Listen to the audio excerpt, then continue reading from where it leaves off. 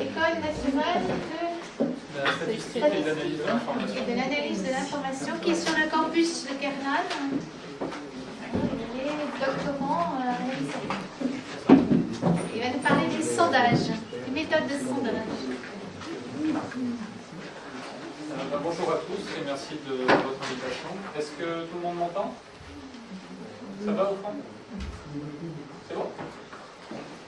Donc oui, je suis doctorant à l'INSEE, plus particulièrement au laboratoire de statistique d'enquête, qui est un laboratoire qui dépend de l'INSEE, où on fait donc de la recherche en méthodologie d'enquête.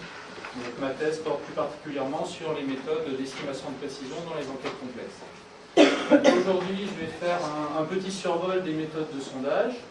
Donc je vais articuler l'exposé en 3 points principaux. D'abord, je vais rappeler quel est le cadre dans lequel on se place quand on fait ce qu'on appelle un sondage en population finie. Ensuite, je vais parler des principales étapes d'une enquête, que ce soit une enquête telle qu'elles sont réalisées par l'INSEE, donc on dit des enquêtes aléatoires, ou une enquête telle qu'elle est réalisée par les instituts de sondage, où là, le plan de sondage n'est la plupart du temps pas aléatoire. Mais là-dessus, j'y reviendrai un petit peu plus loin. Et enfin, je ferai un bilan pour comparer finalement l'échantillonnage aléatoire, disons grosso modo l'échantillonnage tel qu'il est pratiqué dans la statistique publique, et l'échantillonnage empirique tel que, au moins en France, il est pratiqué dans la statistique publique. Donc, un sondage en population finie, qu'est-ce que c'est? Tout d'abord, on suppose que la population à laquelle on s'intéresse est une population finie d'individus. C'est-à-dire que dans le cas limite où on enquête tous ces individus, on relève toute l'information. Et donc, on n'a aucune imprécision. Donc, sur cette population finie d'individus, il y a un certain nombre de paramètres que l'on souhaite mesurer, ou si l'on ne peut pas enquêter toute la population, que l'on souhaite estimer. Donc ça peut être n'importe quoi, ça peut être un revenu moyen si c'est une population d'individus, ça peut être un chiffre d'affaires si c'est une population d'entreprise, ça peut être vraiment n'importe quoi. Mais donc l'idée c'est vraiment d'avoir une population que, dans un cas limite, si on enquête entièrement, on a toute l'information sur cette population. Donc sur chaque individu de la population sont définis un certain nombre de variables, qu'on va décomposer schématiquement en 2 catégories. Une première catégorie de variables que l'on suppose connues sur l'ensemble de la population et sur chacune des unités. On parlera de variables auxiliaires parce que c'est des variables qui nous serviront, aussi bien pour l'échantillonnage que pour l'estimation, à améliorer la qualité de l'estimation. Donc on parlera de variables auxiliaires. Ce sont par exemple des variables qui peuvent être données par le recensement et mesurées sur chacun des individus. L'autre catégorie de variables, c'est la catégorie de variables la plus générale. Elles sont a priori inconnues sur l'ensemble de la population et on souhaite les mesurer. On parle de variables d'intérêt, ce sont les variables auxquelles on s'intéresse pour estimer les paramètres que l'on veut mesurer sur l'ensemble de la population. Donc, je vais essentiellement articuler mes exemples autour de 2 cas, qui sont les cas que l'on rencontre en pratique à l'INSEE, les enquêtes auprès des ménages et les enquêtes auprès des entreprises. Donc, un exemple, une enquête auprès de ménages. La population, typiquement, c'est l'ensemble des ménages français. Une variable, un paramètre auquel on peut s'intéresser, c'est par exemple le revenu moyen par ménage. Donc par exemple, lors de l'enquête emploi, ça fait partie des paramètres que l'on veut mesurer. Et l'information auxiliaire dont on peut disposer sur l'ensemble de la population, c'est par exemple la structure par sexe et par âge de chaque ménage, donnée possiblement par le recensement. Par exemple, par le recensement de 99.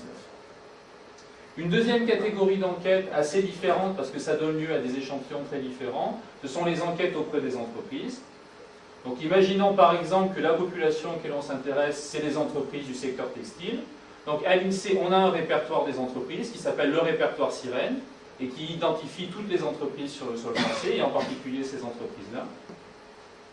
On peut s'intéresser par exemple à leur chiffre d'affaires total, et on peut disposer comme information auxiliaire sur l'ensemble de ces entreprises du nombre d'employés pour chacune des entreprises.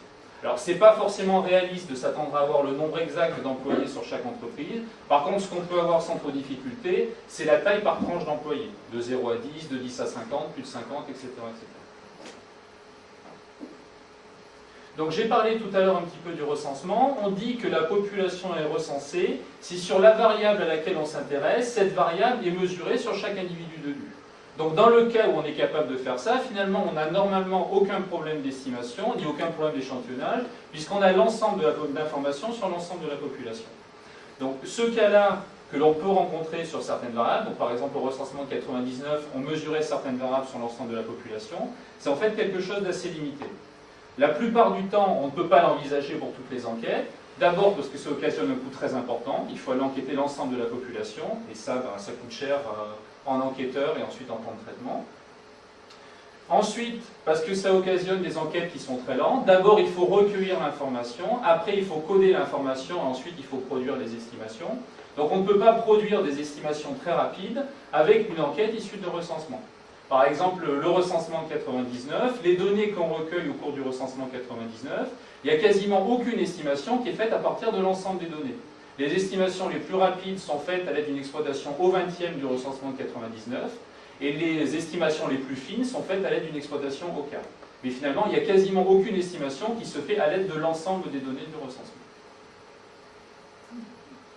Et enfin, le troisième problème, qui est un des grands fléaux en sondage, c'est le problème de saturation de l'enquêté, qui occasionne une non-réponse importante. Parce qu'il faut bien voir que vous enquêtez un certain nombre de personnes, mais rien ne dit que la personne en question va accepter de répondre à toutes les questions ou va accepter de répondre. Donc si vous vous amenez auprès de lui avec un questionnaire d'une ou deux pages, en général, les gens sont plutôt conciliants et vont vous répondre. Si vous amenez avec 50 pages, au bout d'un moment, il va lâcher prise et vous n'allez avoir aucune information. Donc il faut arbitrer entre la lourdeur de l'enquête et l'information que vous voulez recueillir. Donc c'est pour ça qu'en général, dans la plupart des enquêtes, on va se contenter d'enquêter un échantillon d'individus issus de la population. Donc un petit peu de terminologie, on va appeler plan de sondage sur U, donc sur notre population finie, une loi de probabilité sur les parties de U. D'accord ? Donc c'est-à-dire que de façon théorique, on est censé connaître une loi de probabilité qui, à chacune des parties de ma population, donne une probabilité qui va me dire laquelle je vais tirer finalement dans cette population. Et ce qu'on appellera l'échantillon, c'est la partie de U en question qui va être sélectionnée au moyen de ce plan de sondage avec les probabilités données par le plan de sondage en question. Une quantité dont je vais beaucoup parler dans cet exposé et qui est fondamentale, c'est ce qui fait vraiment la différence entre l'échantillonnage aléatoire et l'échantillonnage empirique, c'est ce qu'on appelle la probabilité d'inclusion. La probabilité d'inclusion, qu'on note généralement πk, c'est la probabilité de sélectionner l'unité K dans l'échantillon. Donc ça, c'est fondamental, parce que c'est cette probabilité qui permet de faire le lien entre l'échantillon et l'ensemble de la population. Donc ces probabilités peuvent être différenciées, c'est-à-dire qu'on peut décider de donner à certains individus des probabilités fortes d'être tirés, et à contrario à d'autres individus des probabilités plus faibles d'être tirés. On va voir que le choix dans ces probabilités, ça a des conséquences dans la qualité des estimations. Donc un exemple justement avec les enquêtes auprès des entreprises sur la qualité de l'estimation en utilisant des probas inégales. Si on veut estimer le chiffre d'affaires d'une population d'entreprises, on voit qu'on a plutôt intérêt à bien connaître le chiffre d'affaires des plus grosses entreprises du secteur. D'accord ? Parce que ce sont celles qui vont vraiment peser dans le chiffre d'affaires total. D'accord ? Et que si on ne connaît pas très bien le chiffre d'affaires de ces grosses entreprises, on a peu de chances de bien connaître le chiffre d'affaires total. D'accord ? Donc ce qu'on pourrait se dire à la limite, c'est je vais prendre les plus grosses entreprises, je vais estimer mon chiffre d'affaires total par le total de ces chiffres d'affaires, et j'oublie finalement les petites qui ne pèsent pas beaucoup dedans. D'accord ? Ça, c'est ce qu'on pourrait se dire à la limite. C'est pas très correct, parce qu'on en oublie un petit peu, donc le chiffre d'affaires n'est pas correctement estimé, mais ça donnerait quand même une idée raisonnable du chiffre d'affaires total. Donc on ne va pas faire tout à fait comme ça, mais on va utiliser une idée qui est connexe, c'est-à-dire qu'on va donner des probabilités plus fortes aux grosses entreprises d'être tirées. L'idée étant, j'ai besoin de beaucoup d'informations sur ces grosses entreprises, donc je leur donne des probabilités plus fortes pour être sûr d'en tirer beaucoup dans l'échantillon. A contrario, les petites entreprises, où je sais qu'elles influent peu sur mon chiffre d'affaires total, je leur donne des probabilités plus faibles parce qu'elles ne vont pas beaucoup influer sur mon chiffre d'affaires total. Donc là où j'ai beaucoup de variabilité, je mets des grosses probabilités, donc j'aurai une information qui sera très sûre. Là où j'ai peu de variabilité, je mets des probas plus faibles, parce que je n'ai pas besoin d'avoir une information très sûre, vu que ça influe peu sur mes estimations. Donc j'ai dit tout à l'heure que normalement le plan de sondage suppose de connaître la probabilité de chacune des parties de U. En pratique, c'est un cadre qui n'est pas très réaliste, parce qu'il est quasiment impossible, dans la pratique, avec des plans de sondage très complexes, de déterminer entièrement un plan de sondage. Donc ce qu'on se contente de faire, donc je vais revenir aux probabilités d'inclusion, c'est d'utiliser des algorithmes de tirage qui vont nous donner des échantillons qui respectent au moins des probabilités d'inclusion qui sont fixées a priori. C'est-à-dire qu'avant le tirage, je dis tel individu, il a telle probabilité d'être tiré, je veux au moins que mon algorithme respecte ces probabilités. même si je ne détermine pas entièrement mon plan de sondage. Donc ces probabilités d'inclusion sont fondamentales, c'est ce que je disais tout à l'heure, parce qu'elles assurent le lien entre l'échantillon S et l'ensemble de la population. Plus exactement, on a ce qu'on appelle le principe de pi-estimation, c'est-à-dire que chaque unité de l'échantillon représente 1 sur πk individu de la population. Imaginez que vous fassiez un échantillon, mettons au dixième, imaginons qu'on soit à probabilité égale. Vous avez une population de taille 1000, vous tirez un individu sur 10. Vous récupérez un échantillon de 100 individus. Et ensuite, si vous voulez estimer le total, l'idée, ça va être que chaque individu représente 10 individus de la population. Donc pour estimer le total, vous allez faire le total sur l'échantillon et vous allez pondérer chacun des individus par un poids de 10. Si vous avez des probas inégales, c'est exactement le même principe. La différence, c'est que le poids de chaque individu de l'échantillon va être distinct. Ça ne va pas être forcément le même, ça va être 1 sur sa probabilité d'inclusion. Donc c'est la différence fondamentale avec l'échantillonnage non aléatoire. Si l'échantillonnage est aléatoire, on connaît les probabilités d'inclusion, on sait combien d'individus de la population chaque individu de l'échantillon représente en moyenne, donc on a des résultats moyens. On sait qu'en utilisant ces poids, on a une idée relativement fidèle de l'estimation sur l'ensemble de la population. Si l'échantillonnage n'est pas aléatoire, on ne connaît pas ces probabilités d'inclusion, et donc on n'est pas capable d'avoir cette estimation. Autrement dit, dans les cas où l'échantillonnage n'est pas aléatoire, ces probabilités sont inconnues, elles ne sont pas maîtrisées, et donc on n'est pas capable de dire, si j'affecte un poids 1 sur πk à chaque individu de l'échantillon, j'aurai au moins une idée de ce que vaut ma statistique sur l'ensemble de la population. Si l'échantillon est aléatoire, on peut le faire, s'il n'est pas aléatoire, on ne peut pas le faire, parce qu'on n'a pas ces probabilités. Les mesures d'erreur qu'on utilise généralement, donc supposons que je note θ, le paramètre auquel on s'intéresse. Donc les exemples que j'avais donnés, c'est au niveau des ménages, par exemple, c'est le revenu moyen des ménages. Sur la population d'entreprise, c'est par exemple le chiffre d'affaires d'un secteur d'activité. Ce paramètre, on ne peut pas le mesurer exactement parce qu'il dépend de l'ensemble de la population. Donc on va en définir un estimateur basé sur les données de l'échantillon. Donc je vais noter θ chapeau de S, un estimateur qui est basé sur les seules données de l'échantillon. On utilise généralement au moins 2 mesures d'erreur sur cet estimateur.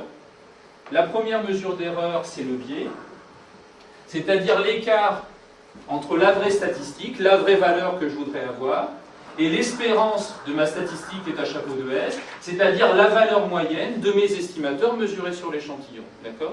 Un estimateur bon devrait être normalement à peu près non biaisé, c'est-à-dire qu'en moyenne, si je pouvais relever l'ensemble des estimations sur l'ensemble des échantillons, la valeur moyenne devrait être égale au paramètre que je veux estimer, ou au moins pas trop loin du paramètre que je veux estimer. Donc ça, c'est la première erreur.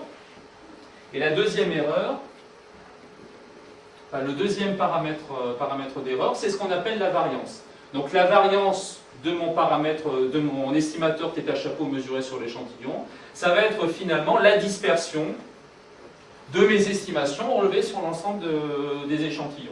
Imaginons que je sois capable d'identifier tous les échantillons, que je sois capable de mesurer les estimateurs sur chacun, je regarde la dispersion de ces estimations et ça me donne une autre mesure d'erreur.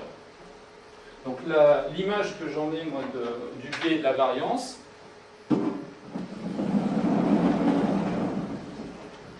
ça s'apparente au jeu de fléchettes.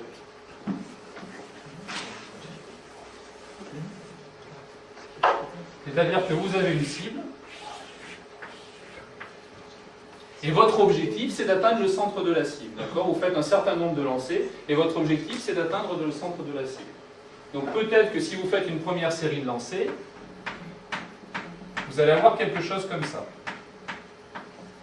Votre objectif, c'était le centre, vous faites votre série de lancers, et finalement, vous obtenez ce nuage-là.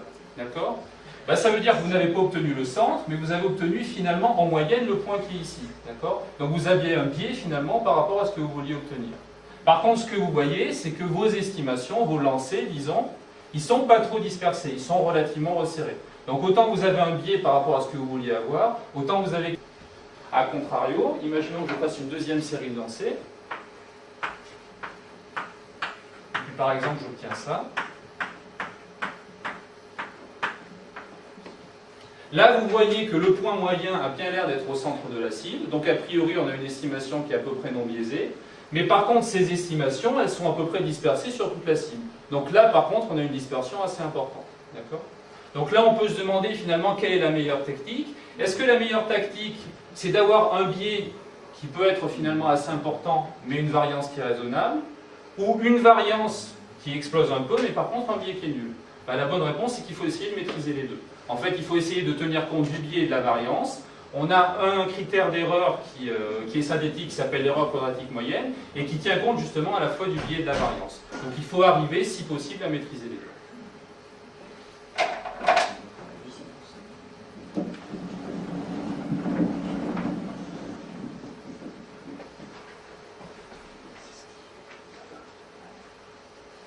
Donc quelques exemples de paramètres qu'on peut souhaiter mesurer. Imaginons que j'ai une enquête auprès des entreprises, et le paramètre auquel je m'intéresse, c'est le chiffre d'affaires total sur cette population d'entreprises.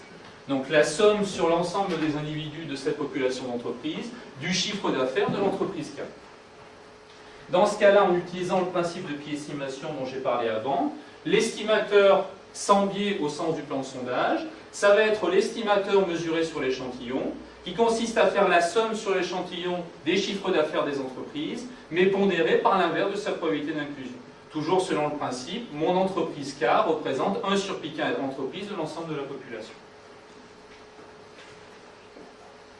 Imaginons que j'ai une enquête auprès des ménages. Donc j'ai dit que ce qui m'intéressait, c'était le revenu moyen par ménage, donc le total du revenu, la somme des revenus sur l'ensemble des individus, rapporté à la population totale. Alors je vais pouvoir estimer cette quantité par un principe de substitution, c'est-à-dire que ici j'ai le total des revenus, ici grand N ça apparaît aussi comme un total sur l'ensemble de la population, c'est le total de la variable constante égale à 1. Je peux estimer chacune de ces quantités par pi-estimation. Le revenu total va être estimé par le revenu total sur l'échantillon pondéré par l'inverse des probas d'inclusion. Le grand N, le total des individus, va être estimé par la somme de la variable 1 pondérée par l'inverse de la proba d'inclusion.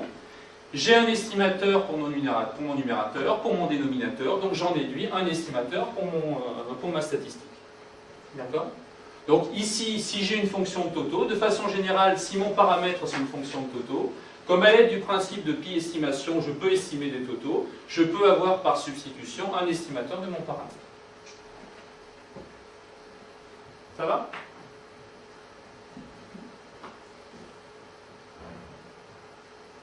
Donc je vais passer à la deuxième partie sur les principales étapes d'une enquête, donc que ce soit issu d'un échantillonnage aléatoire ou empirique.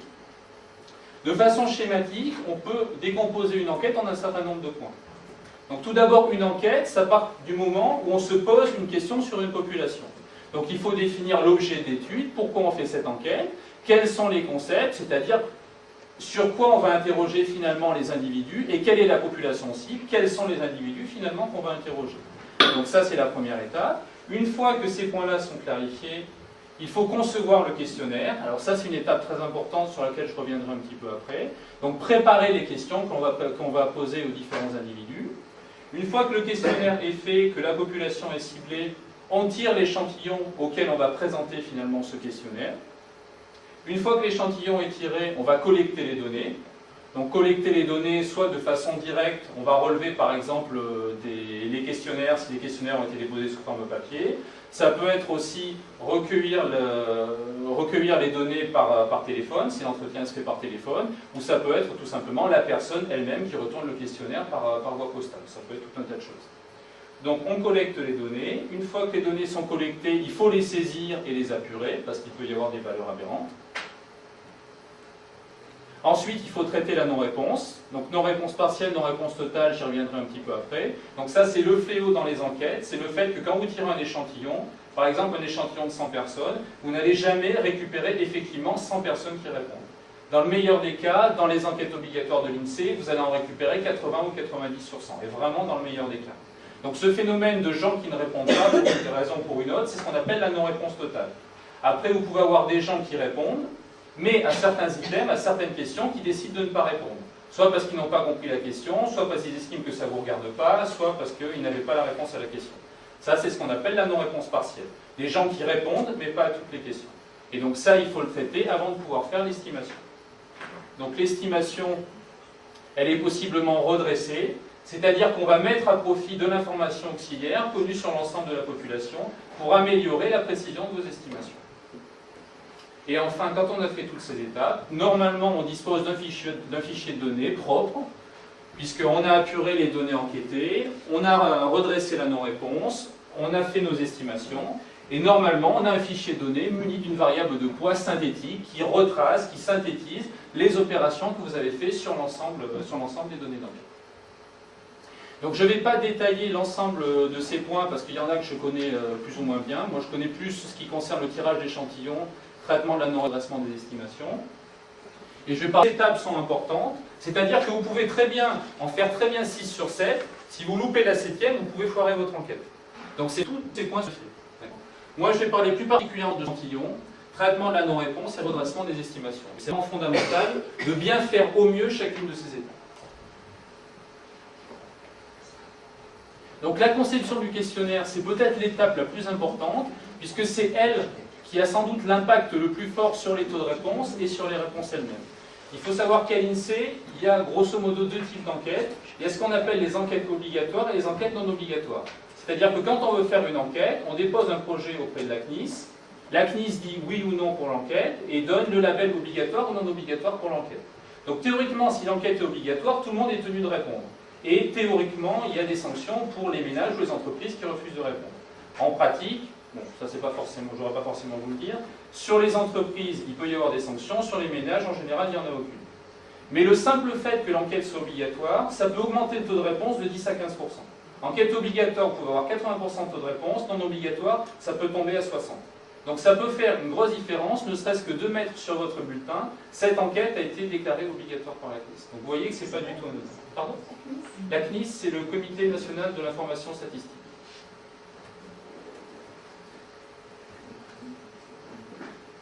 Dans le questionnaire, de façon générale, il peut être intéressant d'utiliser des filtres. C'est-à-dire, si un individu donne telle réponse à telle question, c'est peut-être pas la peine de lui faire une batterie de questions ensuite si ces questions sont sans objet. D'accord ? Si vous posez la question à un individu, avez-vous une activité ou pas, et qui vous répond non, donc il est chômeur, qu'après vous lui demandez, ça se passe bien avec votre patron, et il vous dit, mais je viens de vous dire que je suis chômeur, est-ce que, et puis je sais pas trop quoi, peut-être qu'il va penser que votre enquête n'est pas très sérieuse, et il n'aura pas entièrement tort. Et puis peut-être qu'il n'aura pas trop envie de répondre, s'il a l'impression que vous vous moquez un petit peu.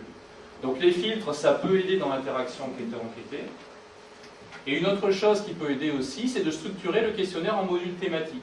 D'abord parce que ça aide l'enquêté à se repérer dedans, et donc ça peut avoir une petite incidence sur le taux de réponse. Et ensuite que sur l'exploitation des données, sur la saisie des données, ça facilite aussi la saisie pour la personne qui s'en occupe. Donc je vais parler maintenant de quelques erreurs à ne pas commettre sur la conception du questionnaire. Alors la première chose, c'est, disons, d'être raisonnable dans les questions qu'on pose. Donc les questions qui sont généralement posées dans les enquêtes de l'INSEE, c'est des questions du style « Quel âge avez-vous ? Quelle est votre profession ? Catégorie socio-professionnelle ?» Des questions dont on sait qu'elles ont une réponse et une seule. Vous allez voir que des fois, il y a des questions, on se demande si vraiment il y a une réponse ou si vraiment on va obtenir une réponse. Donc là, c'est une enquête qui avait été faite dans le journal du dimanche, datée de 97.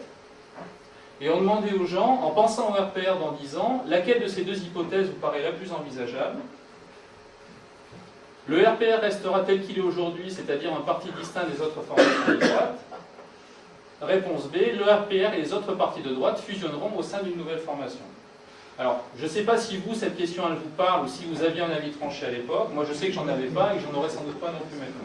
Je ne suis même pas sûr qu'un politologue en 97 était capable de vous prédire ce qui serait passé 10 ans après. Donc il faut être, disons, raisonnable dans les questions qu'on pose, et on peut supposer qu'une question comme ça, ou une enquête qui est menée comme ça, n'est pas forcément une enquête qui est très sérieuse. Alors un exemple qui est encore plus parlant, pour illustrer le fait que la question ne doit pas orienter la réponse. Je ne sais pas si vous connaissez le parti politique qui s'appelle La France en Action. Et pourtant, selon un sondage CSA, en octobre 2006, 39% de Français estiment que le mouvement La France en Action deviendra une force politique décisive en 2007. Alors la France en Action, grosso modo, c'est un petit parti politique qui s'est créé, je crois que c'est dans le sud de la France, mais qui vise plutôt à ramasser des subsides de la Commission européenne plutôt que de vraiment jouer un rôle actif au niveau politique. Donc ce que le sondage CSA nous dit, ce qui est affiché sur le site internet du parti en question, c'est que 39% de Français estiment que ce mouvement deviendra une force politique décisive en 2007. Alors si on regarde la question, qui avait été posée à un échantillon de 1000 personnes de plus de 18 ans, la question est assez rigolote. La France en Action est un mouvement politique qui se situe au-delà du clivage droite-gauche. Ce mouvement a recueilli près de 300 000 voix aux dernières élections européennes. Son projet de société repose sur 4 axes: une écologie active, la santé orientée vers la prévention, une nouvelle éducation, une économie respectueuse. Son président Jean-Marc Governatori pense que son mouvement deviendra une force politique décisive en 2007. Est-ce possible? Oui, c'est possible. 39% des Français avaient répondu oui. Et de là, ça avait été traduit par 39% de Français estiment que décisive en 2007. Voilà. Ça ne coûte pas très cher. Si vous voulez avoir une question comme ça, vous contactez un institut de sondage, ça vous coûte 1 000 €. C'est intégré à une enquête, et puis vous pouvez mettre ça sur votre site internet si vous voulez vous présenter pour les prochaines présidentielles. 1 000 € pour une question comme ça. C'est pas très cher. Oui, grosso modo, c'est ça, 1 € la personne.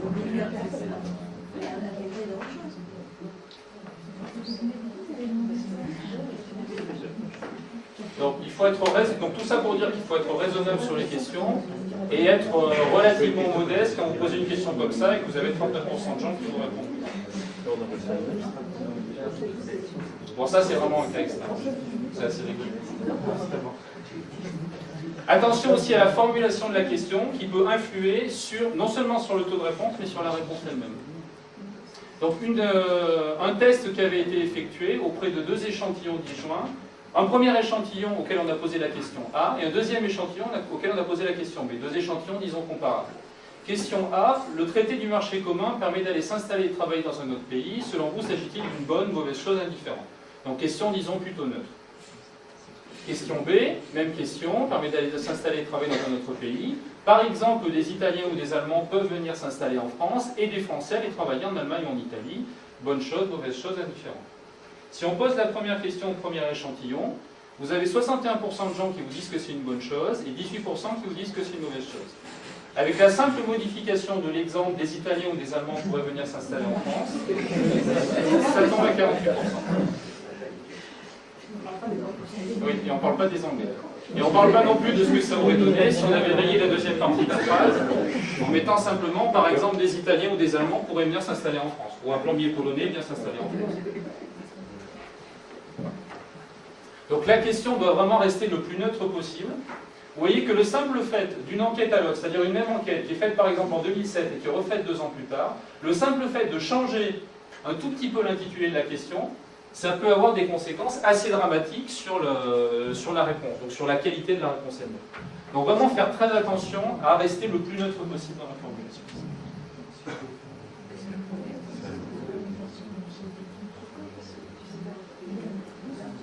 Donc je vais passer au deuxième point donc, que j'avais donné sur les différentes étapes de l'enquête, point qui concerne plutôt les méthodes de tirage d'échantillons. Donc les principales méthodes d'échantillonnage schématiquement, elles sont au nombre de 3. Il y a ce qu'on appelle l'échantillonnage à probabilité inégale, dont j'ai parlé un petit peu avant, comme si ça donnait des probabilités différentes à chaque individu d'être tiré.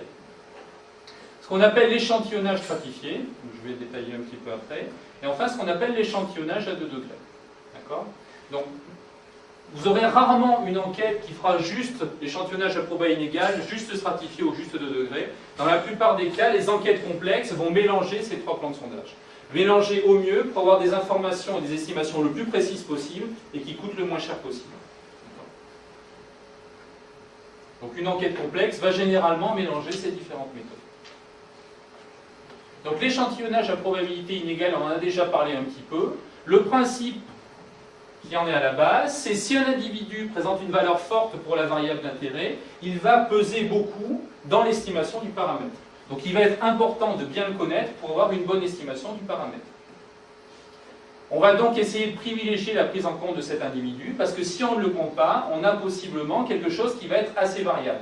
Si c'est un individu, par exemple, dans une population d'entreprises, si vous intéressez aux entreprises, disons, je sais pas, du secteur automobile, si vous oubliez Renault, vous êtes mal barré. Même si vous avez fait un échantillonnage aléatoire derrière, vous êtes mal barré. Donc on va essayer de privilégier la prise en compte de ces individus, de ces gros individus, en leur donnant une probabilité de sélection plus forte.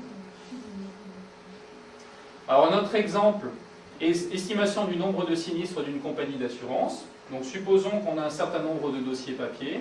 Une méthode possible, assez simple et assez efficace pour estimer de façon assez fiable le nombre de sinistres, c'est par exemple de faire des probabilités proportionnelles à l'épaisseur des dossiers. En vous disant qu'a priori, plus le dossier est épais, plus vous avez un nombre de sinistres important à l'intérieur. Et ça va vous donner une estimation relativement fiable. C'est quelque chose qui a déjà été utilisé. Deuxième type de plan de sondage, c'est ce qu'on appelle l'échantillonnage stratifié. Alors le principe de l'échantillonnage stratifié, c'est disons le rêve d'un sondeur. Le rêve d'un sondeur, c'est d'avoir une population où tous les individus sont identiques. Parce que si vous avez une population où tous les individus sont identiques, c'est pas la peine de tirer un gros échantillon. Vous tirez un échantillon de taille 1, et compte tenu de la taille de la population, vous avez une estimation qui est parfaite. Ça, bien évidemment, ça n'arrive jamais. Par contre, ce qu'on peut essayer de faire, c'est essayer de partitionner la population en un certain nombre de strates qui, elles, seront homogènes au regard de la variable d'intérêt. Par exemple, si vous intéressez à une population d'entreprise, vous distinguez les petites, les moyennes, les grosses. Les petites seront relativement homogènes, donc vous n'aurez pas besoin d'en tirer un gros échantillon pour bien connaître la population des petites entreprises. Donc la stratification, c'est quelque chose de très important, parce que je pense que dans quasiment toutes les enquêtes, vous avez au moins au début une étape de stratification. D'accord ? La stratification peut vraiment vous donner un gros gain par rapport à un échantillonnage direct dans l'ensemble de la population. Donc l'idée, isoler les individus par tranche, par strate aussi homogène que possible, et ensuite tirer des échantillons indépendants à l'intérieur de chaque strate. L'idée étant toujours la même, c'est que si vous avez des strates où les individus sont très homogènes, comme les individus se ressemblent beaucoup, c'est pas la peine d'aller en tirer beaucoup pour avoir une bonne information dessus. Alors, contrario, si vous avez une strate où les individus sont très différents, vous ne la connaissez pas bien, donc vous avez besoin de tirer un gros échantillon dessus pour bien connaître cette strate. Et ça, c'est typiquement ce qui se fait dans les enquêtes entreprises. Donc, si les strates sont homogènes, la variance est faible. Donc, dans les enquêtes entreprises, je reviens toujours au même exemple. Imaginons que je souhaite estimer le chiffre d'affaires d'un secteur d'activité. Je sais grosso modo que dans les entreprises, le chiffre d'affaires est proportionnel à la taille de l'entreprise. Ce n'est pas exactement vrai, mais c'est à peu près vrai. Donc ça va être intéressant, si je veux estimer le chiffre d'affaires total, d'avoir une stratification sur la taille de l'entreprise. Dans l'ensemble des enquêtes entreprises à l'INSEE, vous avez toujours une stratification sur la taille de l'entreprise. Toujours, toujours. Donc les petites, les moyennes et les grandes. Donc les entreprises sont découpées en 3 strates. La première strate, la strate des petites entreprises, qui ne vont pas être très différentes en ce qui concerne le chiffre d'affaires. Donc dans ces petites entreprises, on va utiliser un taux de sondage faible, parce que finalement, si on en tire un petit nombre, on a une estimation qui sera assez fiable sur l'ensemble des petites entreprises. Les moyennes entreprises, elles sont un petit peu plus dispersées, disons, au regard du chiffre d'affaires. Donc on va avoir un taux de sondage un petit peu plus important. Et enfin, les grosses entreprises. Donc sur celles-là, par contre, on a une dispersion très importante. Donc il va falloir en prendre beaucoup. Et même quand je prends l'exemple des enquêtes dans le secteur automobile, par exemple le Renault, vous réfléchissez même pas, on lui donne une proba de 1 et on l'enquête. Donc les grandes entreprises, elles vont avoir un taux de sondage proche de l'unité. Égal à l'unité pour les entreprises les plus grosses, c'est-à-dire que vous êtes sûr de les tirer. Et les entreprises, disons les moyennes grandes, on va leur donner une probabilité importante d'être tirées. Donc elles ne seront pas forcément dans l'échantillon, mais il y aura quand même de grandes chances.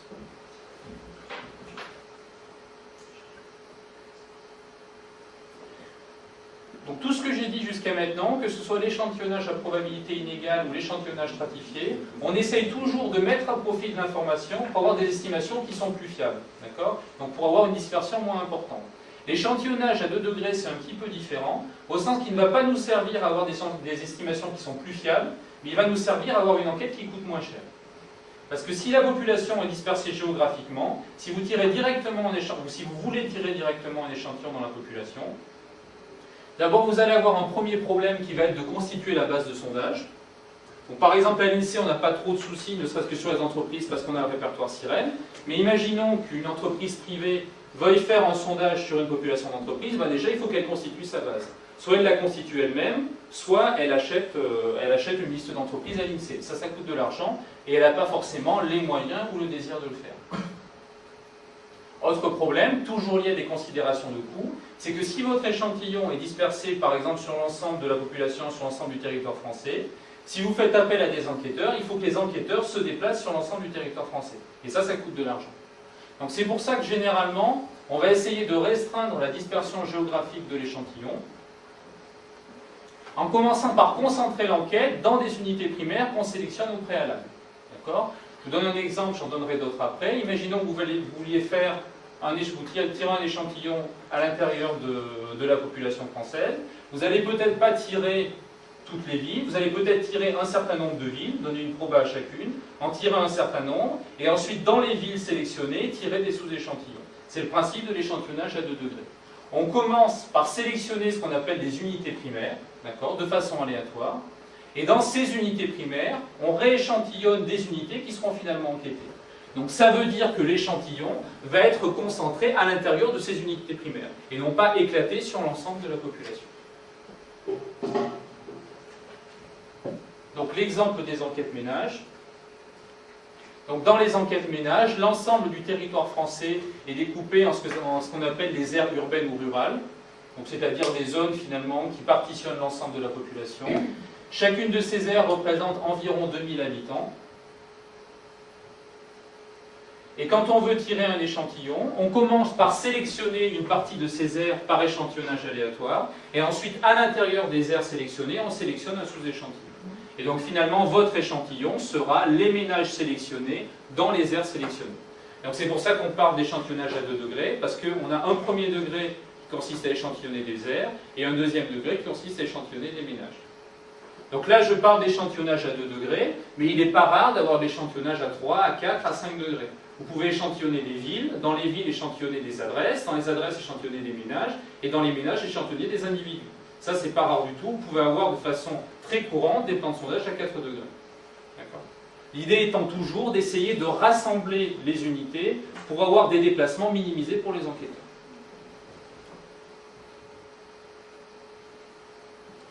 Donc un exemple d'enquête qui met en jeu tous ces différents types d'échantillonnage, c'est l'exemple de l'enquête emploi en continu. Donc c'est un exemple qui est donné dans le livre d'Ardilly 2006. Donc j'y reviendrai un petit peu à la fin, mais si ça vous intéresse, tout ce qui concerne les techniques d'enquête, il y a un ouvrage que je peux vraiment vous recommander, c'est l'ouvrage de Pascal Ardilly sur, je ne sais plus comment il s'appelle, enfin bon, je vous donnerai les références à la fin, qui est vraiment très complet, très clair, où vous avez à peu près tout ce que vous voulez savoir sur une enquête. Donc l'enquête emploi en continu, l'objectif final de cette enquête, c'est échantillonner un certain nombre de logements et donc de ménages, et mesurer sur ces ménages des indicateurs de l'emploi. Entre autres, c'est ce qui permet d'avoir le taux de chômage, enfin une estimation du taux de chômage. Donc cette enquête va se faire en un certain nombre d'étapes. Une première étape va consister à stratifier. Ça, c'est généralement la base. On commence par stratifier l'ensemble de la population. Donc l'ensemble du territoire national, on va le stratifier en un certain nombre d'unités primaires de plus de 120 logements. Donc tout le territoire, c'est-à-dire du plus rural au plus urbain. Dans le plus rural, on va faire des rassemblements de communes. Dans le un peu moins rural, les unités primaires, ça va être des communes. Et ensuite, à l'intérieur des grandes communes, on va faire des groupes d'iris, des iris, où on va prendre des districts. Donc ce qu'on appelle un iris, grosso modo, c'est un quartier. Un quartier qui rassemble à peu près 2000 habitants. On parle d'iris à l'intérieur des grandes villes, c'est un découpage infracommunal.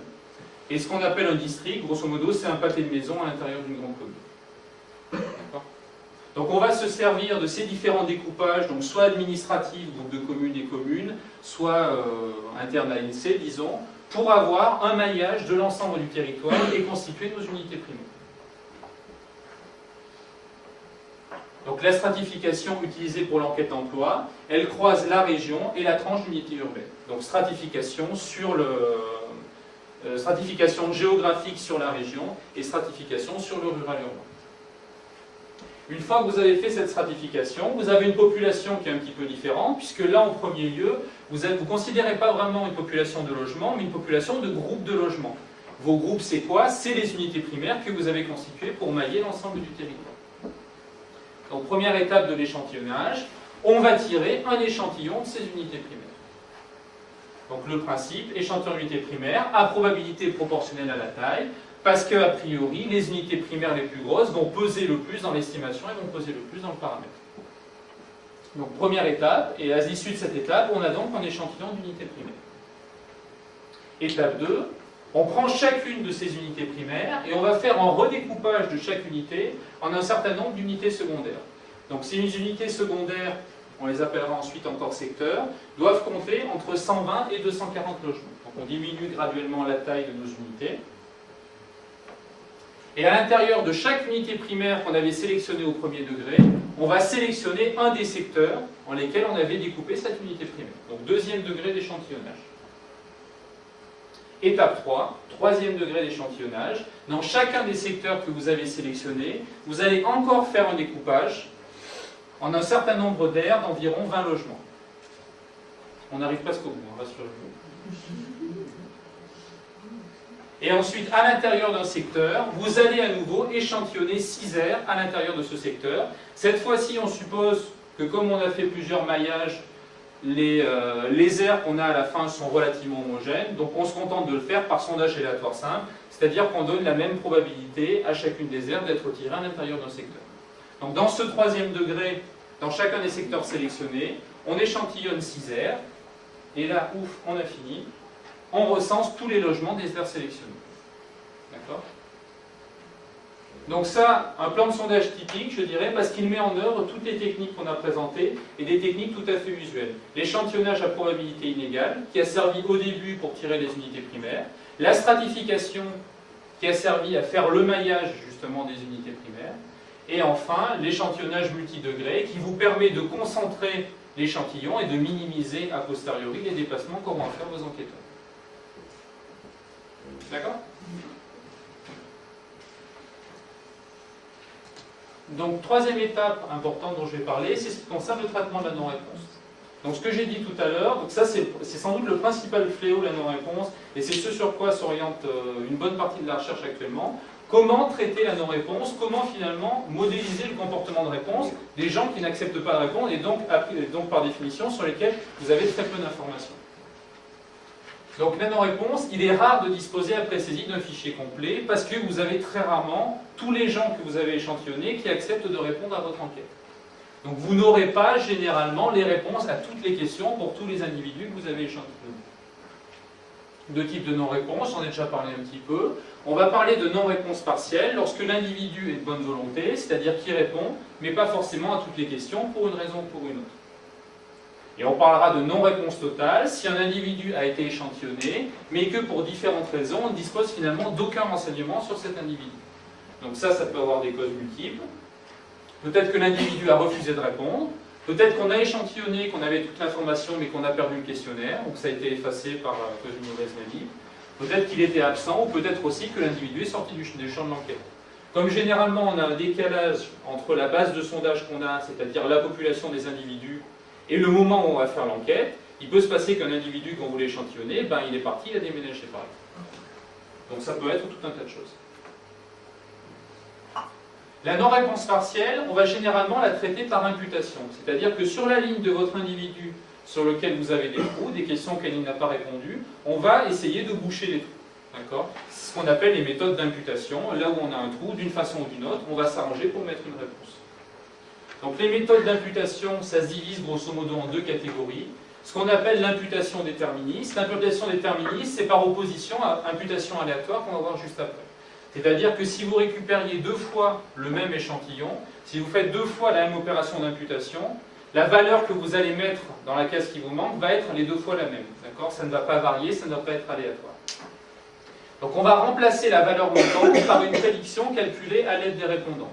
Donc une technique possible, c'est que vous prenez l'ensemble des répondants, vous prenez l'ensemble des gens qui ont répondu à la question qui vous manque, et si c'est par exemple une variable quantitative, vous affectez la valeur moyenne. C'est ce qu'on appelle l'imputation par la moyenne.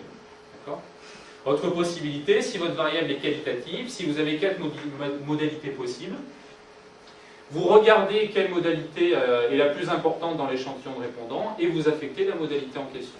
Donc c'est quelque chose qui est un petit peu dangereux, parce que si vous avez... Pardon ? Quelque chose qui est un petit peu dangereux, parce que ça peut vous conduire à surreprésenter finalement une des modalités. Mais bon, de toute façon, il faut bien se débrouiller. Il ne faut pas mieux supprimer carrément ce dossier-là? Pardon ? Il ne faut pas mieux supprimer carrément ce dossier-là? Non, parce que l'imputation, on peut en avoir pas mal.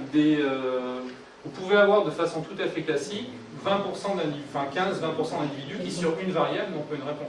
Donc si on commence à enlever tous les individus pour lesquels on a quelque chose qui manque, il ne va pas rester grand-chose. Par contre, effectivement, ce qu'on peut se dire, c'est que si sur une variable, il y a vraiment trop de valeurs manquantes, on peut se dire la variable n'est pas bonne, on ne doit pas faire d'estimation sur cette variable. Ça, c'est tout à fait possible. Donc, possibilité, imputation par la moyenne, ça c'est ce dont j'ai parlé. Ou sinon, il y a l'imputation par le ratio. Imputation par le ratio, bon, c'est une méthode un petit peu plus complexe pour faire de l'imputation. C'est par exemple, vous avez une information auxiliaire, y compris sur votre individu sur laquelle vous avez une non-réponse, et vous servez de cette information auxiliaire pour imputer une valeur positive. C'est pas tout à fait la même chose, mais c'est un petit peu dans le même esprit.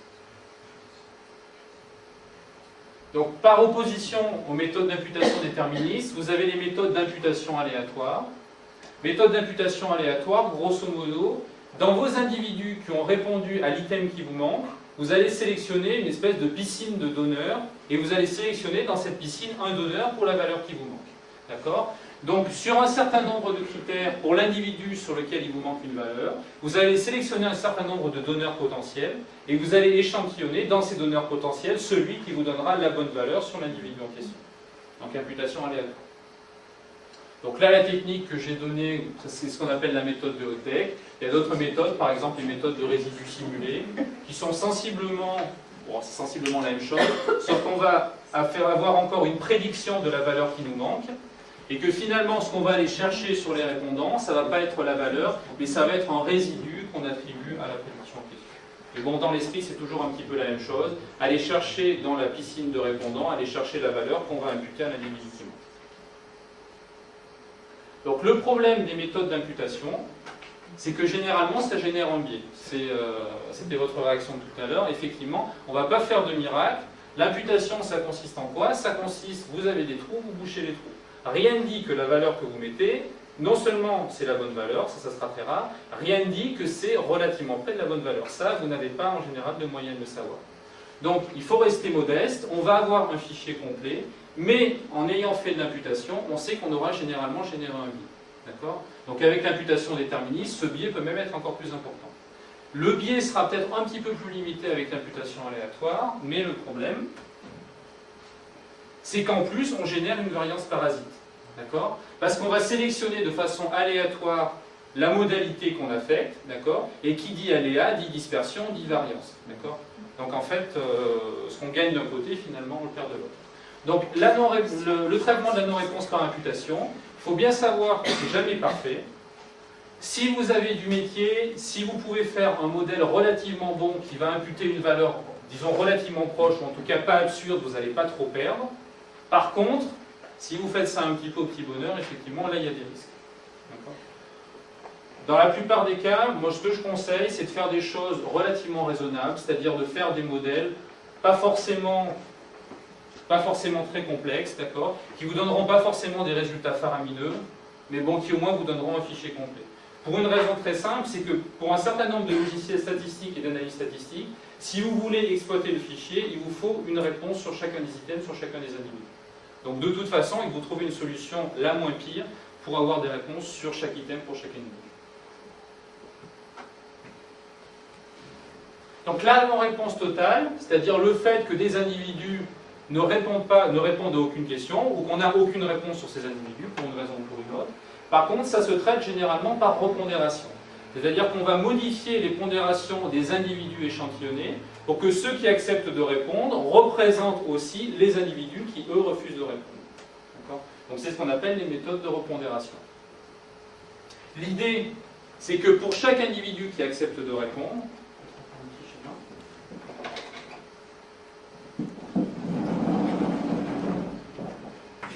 donc l'idée, c'est que j'ai ici ma population. Au début, plein de bonne volonté, j'ai tiré mon échantillon S. Et puis finalement, dans mon échantillon S, j'en ai qu'un certain nombre, R, qui a accepté de répondre. Donc ça, c'est mes répondants. Et ici, j'ai mes non-répondants. Au départ, si j'avais l'ensemble des individus de l'échantillon, j'affectais un poids 1 sur πk à chaque individu de la population, et mon échantillon S représentait l'ensemble de la population. Okay. Là, le problème, c'est qu'il me manque cette partie. Donc il faut estimer ce qu'on appelle la probabilité de réponse, c'est-à-dire la probabilité qu'avait a priori chaque individu de répondre à l'enquête.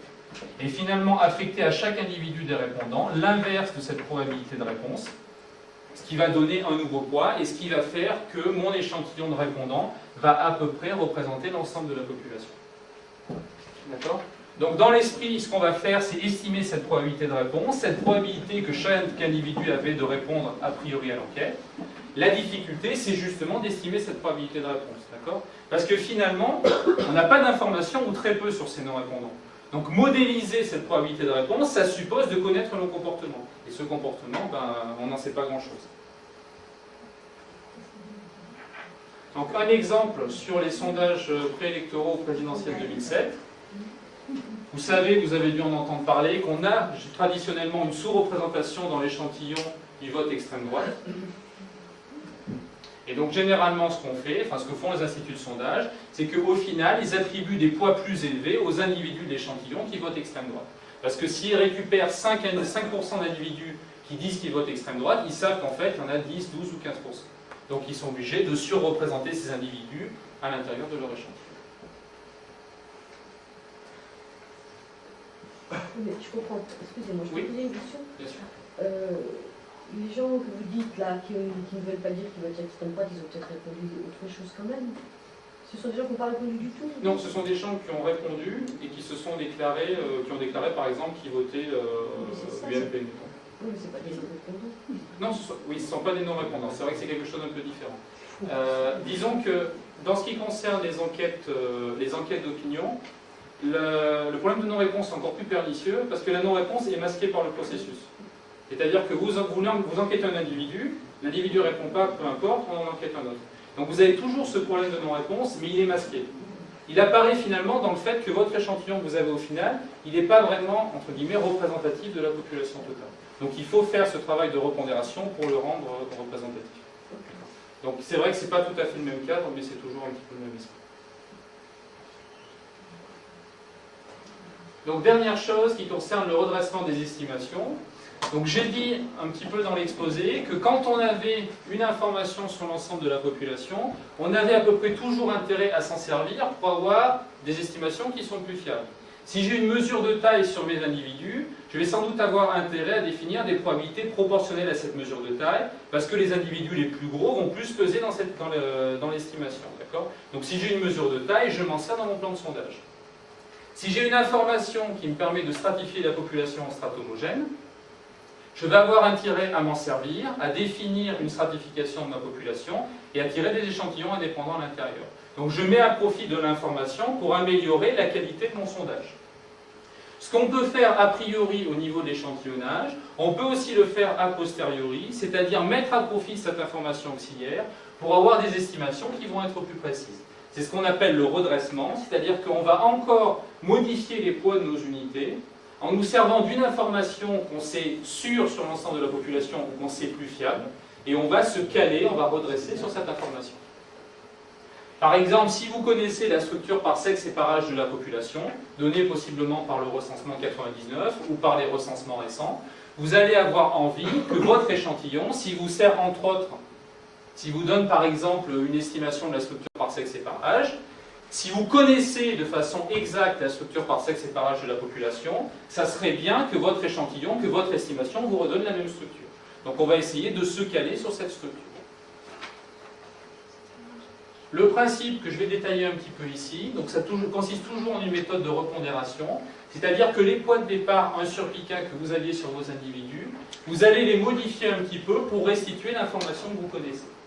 Donc schématiquement, qu'est-ce qu'on avait au départ? Au départ, on avait une certaine variable, un certain total grand X, qu'on voulait estimer par grand X chapeau, consistant à sommer la variable X sur l'ensemble de l'échantillon en dilatant par l'inverse des probas d'inclusion. Ça, c'est mon estimateur de départ. Cet estimateur, il a les valeurs qu'il peut avoir, mais je sais entre autres qu'en espérance, il est égal au total que je veux estimer. C'est-à-dire que si je prends mon estimateur sur les différents échantillons possibles, en moyenne, je vais bien tomber sur la bonne valeur. En moyenne, je suis au centre de ma cible. D'accord ? En moyenne, il est égal à la bonne valeur, mais rien ne vous dit que sur un échantillon particulier, il est égal à la bonne valeur. D'accord ? Ça, rien ne l'assure. Si on suppose que les totaux grand X sont connus, ça serait quand même pas mal que mon estimateur me redonne ces totaux-là. Parce que c'est un petit peu idiot de donner une information imprécise, alors que je connais l'information exacte. D'accord ? Donc ce qu'on va faire, c'est qu'on va modifier un petit peu les poids de départ. Les poids égaux à l'inverse de la probabilité d'inclusion, on va les caler, c'est-à-dire qu'on va les modifier légèrement. À quoi ça va servir après? On va modifier légèrement ces poids. Donc on va plus avoir l'inverse de la proba d'inclusion, mais un poids légèrement différent. Et ces poids vont avoir une propriété intéressante. Donc ces nouveaux poids me définissent un nouvel estimateur, où je pondère chaque individu de l'échantillon, non pas par le 1 sur pi k, mais par le WK. Et ces poids ont été calculés de façon à me restituer exactement l'information que je connaissais. Donc c'est ce qu'on appelle la méthode de calage. Si votre information, c'est la structure par sexe et par âge de la population, les poids que vous avez ici vont vous assurer qu'en réalisant vos estimations à l'aide de ces poids calés, vous allez retrouver exactement la bonne structure par sexe et par âge de la population. Donc ce qui est assez rassurant, l'information que vous aviez, cette information, vous la respectez à l'aide de votre estimateur. Donc les méthodes de redressement, ça tourne toujours autour de ça. À quoi ça nous a servi? Ça nous sert à avoir une précision qui est parfaite pour l'estimation du total grand X, puisque finalement, quel que soit l'échantillon que vous aviez tiré, après cette correction, vous retombez exactement avec votre nouvel estimateur sur le bon total grand X. Donc pour ces variables-là, vous avez une estimation qui est parfaite. Et si vous avez des variables d'intérêt qui sont proches des variables X, disons qui sont bien expliquées par ces variables auxiliaires que vous aviez, le fait d'avoir une estimation qui est parfaite sur le total de ces variables-là, ça vous assure que pour vos variables d'intérêt, vous allez avoir une estimation qui va aussi être plus fiable. D'accord ? Elle ne va pas être parfaite, mais elle va être plus fiable également.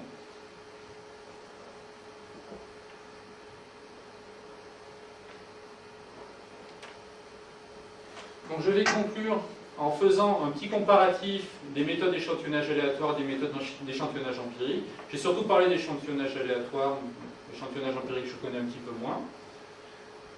De façon générale, on parle d'échantillonnage empirique quand on ne maîtrise pas l'aléatoire du processus de sélection. Donc typiquement, quand ces probabilités d'inclusion qu'on définit a priori pour l'échantillonnage aléatoire, ces probabilités d'inclusion, on ne les connaît pas et on ne les maîtrise pas. Donc là, on a ce qu'on appelle un échantillonnage empirique. On a toujours un échantillon d'individus, puisqu'on ne mesure pas l'ensemble de la population, mais cet échantillon n'est pas choisi. Donc typiquement, on appelle un individu, est-ce que vous acceptez de répondre? Non, on passe au suivant. Donc vous n'avez aucune idée de, par exemple, pourquoi l'individu a refusé de répondre. Mais vous avez au final un échantillon d'individus. Le principal intérêt de l'échantillonnage empirique, c'est le faible coût. Ça évite par exemple de constituer une base de sondage. Vous n'avez pas besoin d'avoir l'ensemble des individus et de tirer un échantillon à l'intérieur. Il vous suffit, entre guillemets, d'échantillonner au petit bonheur pour avoir au final votre échantillon. Pas exactement au petit bonheur, j'exagère un peu, je vais parler après des méthodes par quota. Mais le point principal avec l'échantillonnage empirique, c'est que vous perdez la robustesse liée à la maîtrise de l'échantillonnage, et disons la robustesse liée au fait que vous maîtrisez les probabilités d'inclusion. Ça, c'est le point principal. Donc des exemples d'échantillonnage empirique. Donc quelque chose dont vous avez dû entendre parler qui s'appelle la méthode des quotas. Donc le fait de sélectionner un échantillon, pas de façon aléatoire, mais qui ait la même structure que la population sur certaines variables de contrôle. Donc typiquement la même structure sur le sexe, sur l'âge, et éventuellement sur le nombre d'actifs ou sur la catégorie socio-professionnelle. Et un truc qui est encore plus dangereux, c'est les échantillons de volontaires. Donc les échantillons de volontaires, là vous enquêtez les gens qui acceptent de répondre. Donc c'est encore plus dangereux parce que pour bien faire l'estimation, il faudrait être normalement capable de modéliser le mécanisme de réponse au niveau même de l'échantillon. Et ça c'est très très difficile. Ça demande beaucoup de pif.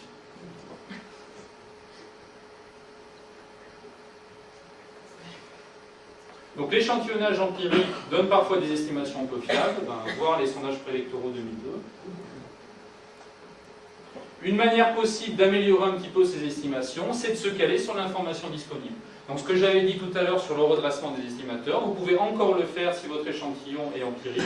Vous avez de l'information disponible, vous vous calez dessus pour avoir des choses qui sont plus fiables. Donc toujours sur les présidentielles 2007. Ce qui a été beaucoup fait, c'est de caler les intentions de vote que vous releviez sur les échantillons sur les résultats des élections précédentes. Et ça, visiblement, c'est quelque chose qui marche relativement bien.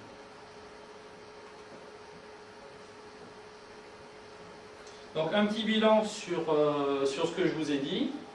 Le sondage aléatoire,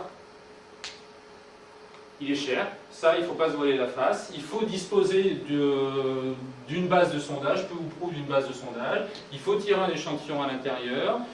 Il faut définir un questionnaire. Il faut avoir des enquêteurs qui sont bien formés pour optimiser les taux de réponse. Il faut tout un tas de choses qui assurent que l'enquête est de bonne qualité. Donc le sondage aléatoire, de façon générale, c'est cher. Mais c'est robuste. C'est robuste parce qu'avec le respect des probabilités d'inclusion, vous avez des estimations qui sont exactes en moyenne. Donc vous savez au moins avec un échantillon aléatoire que ça peut vous coûter cher et que vous n'allez pas dans le mur. Vous avez le garde-fou du respect des probabilités d'inclusion.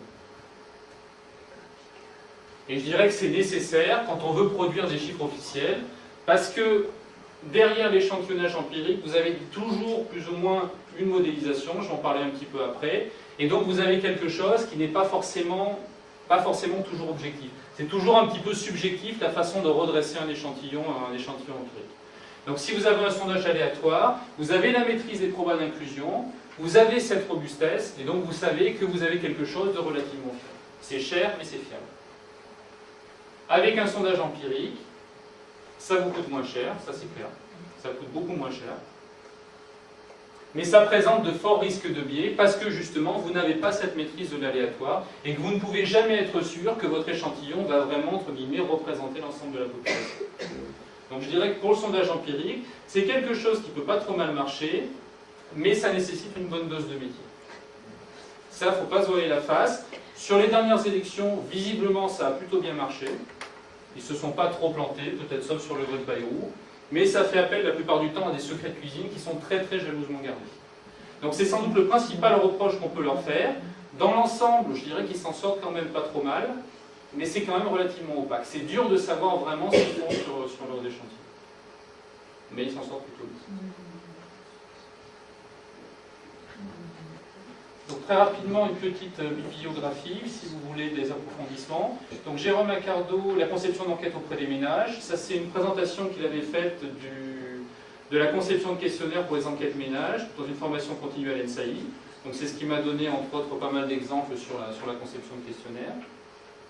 Le bouquin dont je vous parlais, donc, qui est, je pense, le bouquin à lire ou à regarder si vous voulez avoir plus de renseignements, Les techniques de sondage aux éditions techniques. Il a été réédité très récemment et il est vraiment très très complet. Il ne doit pas manquer grand chose dedans, voire même il manquerait du tout. Un autre bouquin qui est intéressant, donc le bouquin d'Yves Tillet, qui a été professeur à l'ENSAI il n'y a pas très longtemps, Théorie des sondages, échantillonnage et estimation de population finie. C'est un peu moins appliqué, je dirais, un petit peu plus théorique. C'est pas utilisable directement pour faire une enquête, mais c'est quand même intéressant. Vous avez des approfondissements par rapport au bouquin d'Ardilly. Et si vous vous intéressez aux algorithmes d'échantillonnage, il parle pas mal d'algorithmes d'échantillonnage. Et enfin la Bible, le Serndal, Swenson et Wretman de 92. Donc c'est un bouquin qui aussi est très complet. Le seul problème qu'il a, enfin les deux problèmes qu'il a, c'est qu'il est en anglais. Ça, c'est pas forcément un problème. Et l'autre problème, c'est que comme il date de 92, il y a des innovations qu'il y a eu depuis qui ne sont pas forcément dans ce bouquin. Mais sinon, c'est aussi un bouquin de référence. Donc si j'en avais deux à vous conseiller, ça serait vraiment le Ardilly 2006 et le Serndal, Swenson, Wretman de 92. Je vous remercie de votre attention.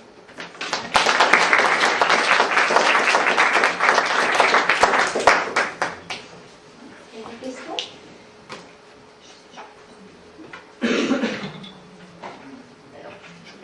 Oui. C'est fait? Quand on fait des structurations, à la fin, on voudrait avoir, par exemple, une fourchette. On va donner une fourchette. Est-ce que c'est possible d'avoir des fourchettes? Et pourquoi les donne-t-on jamais? Généralement, dans les enquêtes issues de l'INSEE, c'est peut-être pas dit de façon très explicite, mais généralement on donne des fourchettes. Alors les fourchettes sont obtenues par approximation normale. C'est-à-dire que pour un certain nombre de plans de sondage, il a été démontré que l'estimateur de base, l'estimateur d'Horvitz-Thompson, est asymptotiquement normal. Donc on se sert d'une approximation normale pour les fourchettes en question.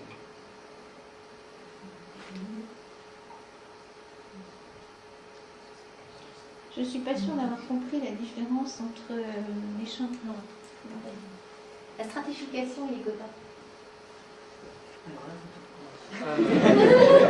J'ai rien compris sans doute, mais... La stratification, c'est fait à partir de données sur la population globale, c'est ça? dans l'esprit, je dirais que c'est pas très très éloigné dans l'esprit. On va peut-être lui faire un schéma au moment où j'ai présenté la stratification.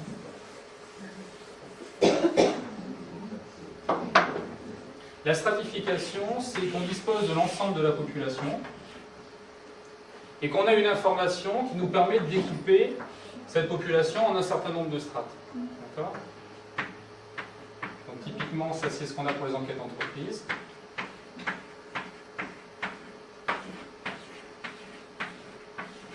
Typiquement, la stratification idéale, ça devrait nous amener à ça. C'est-à-dire une strate où on a une dispersion assez faible, donc typiquement des petites unités, une strate où on a une dispersion légèrement plus forte, et une strate où on a une grosse dispersion. Pour une enquête d'entreprise, ça serait les petites entreprises, ça les moyennes et ça les grandes. Donc là ensuite, ce qu'on va faire, c'est que finalement, on a ici notre première strate, ici notre deuxième, ici notre troisième. On va aller tirer peu d'individus là-dedans, un nombre moyen d'individus là-dedans, et un nombre assez important d'unités à l'intérieur. Donc ça, c'est la stratification. Finalement, on découpe la population, et ensuite tout se passe comme si on avait 3 plans de sondage distincts à l'intérieur de chacune de ces sous-populations. Les quotas, on ne va pas avoir un découpage de la population, mais on va connaître la structure de l'ensemble de la population sur un certain nombre de variables. Par exemple, si ma population U, c'est, mettons, la population des ménages, je vais savoir que dans l'ensemble des ménages français, j'ai, je vais dire une bêtise, 52% de femmes, 48% d'hommes. D'accord ? Donc je vais vouloir assurer que dans mon échantillon, il y ait les mêmes proportions. Ça ne veut pas dire que je vais tirer un échantillon dans les hommes et un échantillon dans les femmes, mais ça veut dire que dans les individus que je vais tirer, je vais m'assurer qu'il y aura 52% de femmes et 48% d'hommes.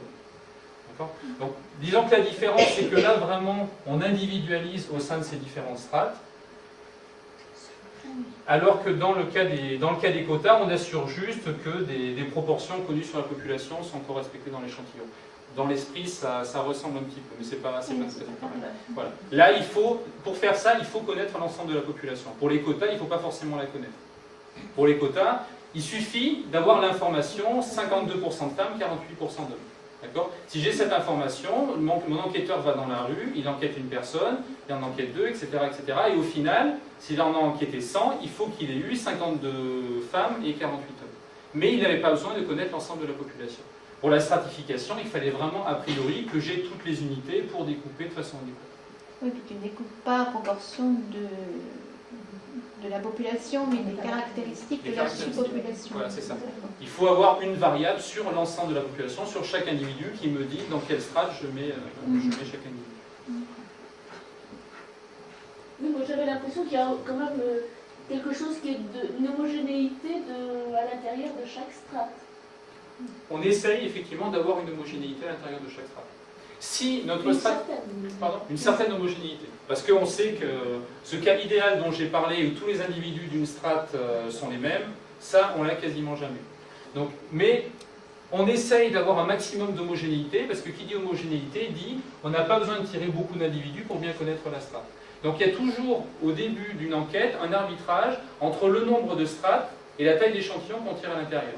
Plus on stratifie, plus on va être homogène dans les strates, c'est mathématique. Mais il faut pouvoir tirer un échantillon quand même à l'intérieur des strates.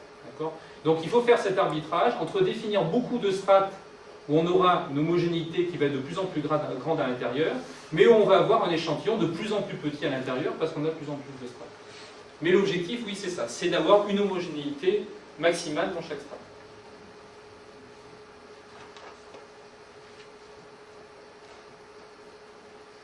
J'ai juste une réflexion.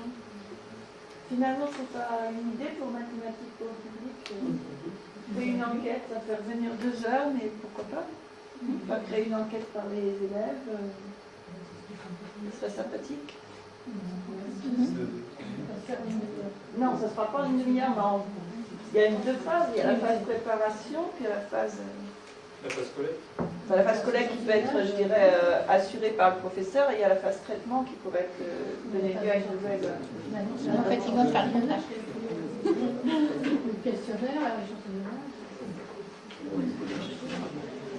Ça s'est fait dans un concours qui s'appelait Avostat. Donc les élèves faisaient ça, et puis après, en plus, présentaient une affiche pour présenter leurs résultats. Ils ont fait ça sur une année. Oui. Oui, non, mais je veux dire, c'était juste pour donner une idée, mais même, du coup, l'échantillonnage qui ne soit pas bien fait, ça peut être intéressant. On peut faire 2 échantillonnages différents et comparer. C'est difficile de faire Trop bien faire les choses, ça peut Et la taille des échantillons standard, c'est toujours 1000 ou ça dépend des questions? Ça dépend. Pour les enquêtes des instituts privés, c'est vrai que ça tourne beaucoup autour de 1000. Il y a certaines... Mais pourquoi? On fait comme si c'était normal et... Pourquoi 1000 on a une fourchette.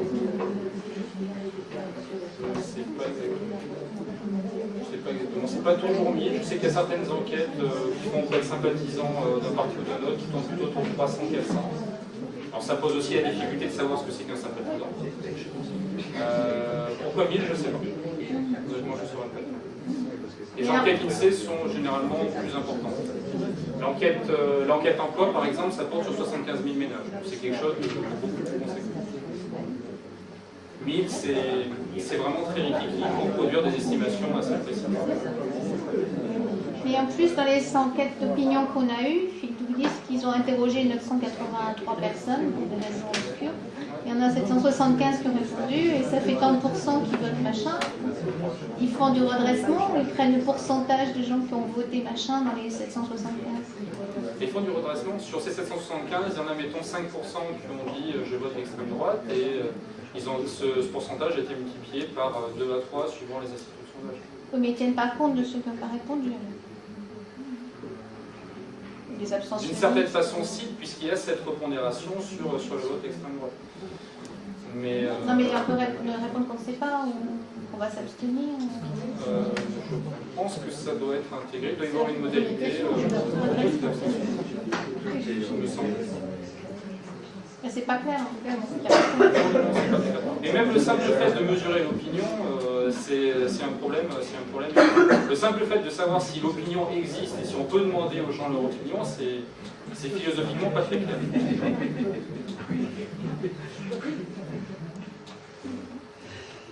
Il y a d'autres questions?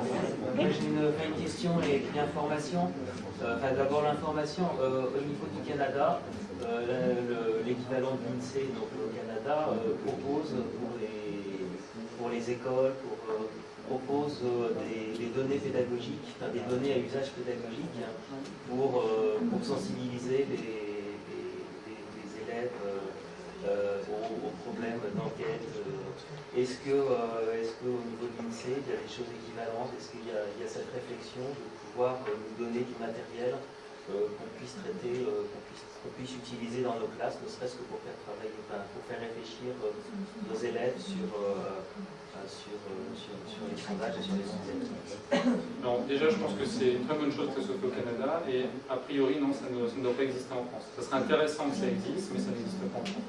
Vous faites bien donner l'exemple du Canada, parce que le Canada, c'est sans doute les meilleurs au monde en termes de sondage. Ils ont une armée de méthodologues à Statistique Canada, ils sont 200 ou 300, ils sont vraiment très très bons. Alors qu'à l'INSEE, on est une poignée. Mais c'est vrai que ça serait très intéressant de pouvoir faire ça. Parce que notamment les professeurs de sciences économiques et sociales utilisent les tableaux d'économie livrés par l'autre. Mais ce ne sont pas des chiffres spécifiques pour à usage pédagogique. Ce ne sont pas des données. C'est facile d'accéder aux chiffres de l'INSEE, c'est facile. Hein. C'est pas très difficile, mais les données sont anonymisées, donc ça reste... Mais c'est des tableaux synthétiques, c'est des pourcentages, on n'a pas de... D'accéder au tableau, oui, c'est pas très difficile, mais si c'est vraiment d'accéder aux données d'enquête, je sais pas si... Alors en fait, au niveau de l'Institut au Canada, là, ils proposent par exemple, ils ont une opération, c'est que les écoles, les classes peuvent s'inscrire, vont remplir une enquête en ligne, et ensuite il y a possibilité d'exploiter cette enquête et de la comparer à des populations qui ont répondu à la même enquête. Quoi. Donc il y a vraiment quelque chose un travail assez fort. C'est là qu'ils l'ont fait au niveau de notre lycée. Oui. Qui sont au niveau de l'UFM, ouais. C'est ça je crois, donc au niveau, c'est les UFM. Les PSC. C'est les stagiaires. Mais je suis d'accord, c'est très intéressant et c'est la meilleure façon d'apprendre.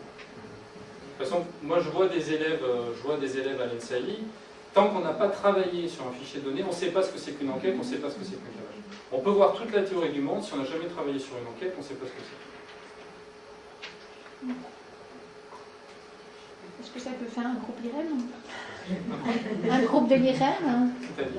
Des enseignants et puis des gens de sous nous qui accepteraient de collaborer pour construire des données comme ça, pour travailler les élèves. Ça pourrait être intéressant. Bon. va noter.